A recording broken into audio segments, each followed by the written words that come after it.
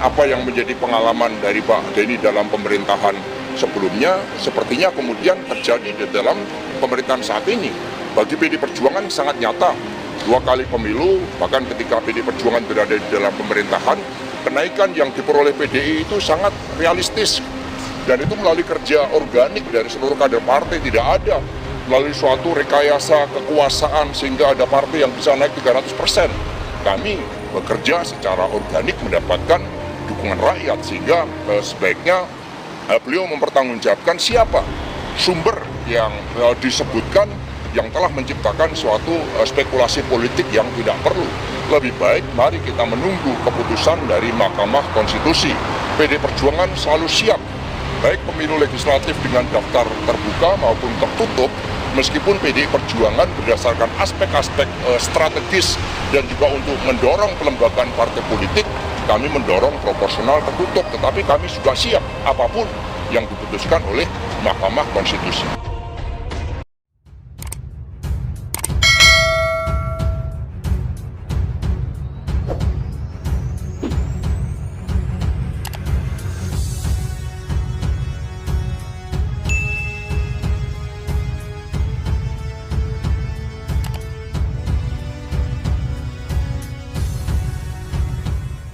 Hasto sebut Denny Indrayana menciptakan spekulasi politik yang tidak perlu.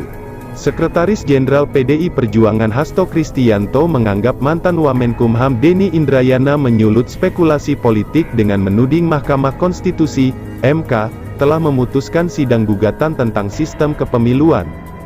Kami sangat menyesalkan pernyataan Bapak Denny Indrayana yang tanpa menyebut sumber yang jelas, kemudian telah menciptakan suatu spekulasi politik, kata Hasto menjawab pertanyaan awak media ditemui di kantor DPP PDIP, Jakarta Pusat, Senin, tanggal 29 Mei tahun 2023, dia mengatakan langkah Denny yang menebar spekulasi politik tidak pernah dilakukan pemerintahan era Presiden Joko Widodo, Jokowi. Dosen Universitas Pertahanan, Unhan, itu berharap Denny bisa bertanggung jawab setelah mengungkap narasi MK sudah memutuskan sistem pemilu dengan proporsional tertutup. Sebaiknya beliau, Denny Indrayana, mempertanggungjawabkan siapa sumber yang disebutkan yang telah menciptakan suatu spekulasi politik yang tidak perlu. Kata Hasto, sebelumnya, menyeruak dugaan kebocoran informasi putusan di MK setelah muncul pernyataan mantan Wamenkumham Denny Indrayana.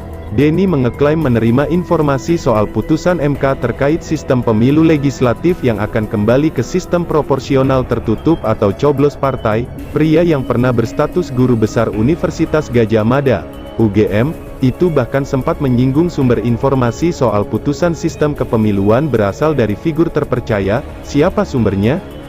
Orang yang sangat saya percaya kredibilitasnya, yang pasti bukan hakim konstitusi.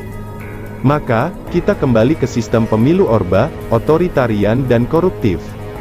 Tutur Denny, MK diketahui telah menerima permohonan uji materi, judicial review, terhadap pasal 168 ayat 2 UU Pemilu terkait sistem proporsional terbuka yang didaftarkan dengan nomor registrasi perkara 114 PUU XX 2022 pada tanggal 14 November tahun 2022. Keenam orang yang menjadi pemohon ialah Demas Brian Wicaksono, pemohon I, Yuwono Pintadi, pemohon 2, Fahru Rozi, pemohon 3, Ibnu Rahman Jaya, pemohon 4, Rianto, pemohon 5, dan Nono Marijono, pemohon 6, ujarnya.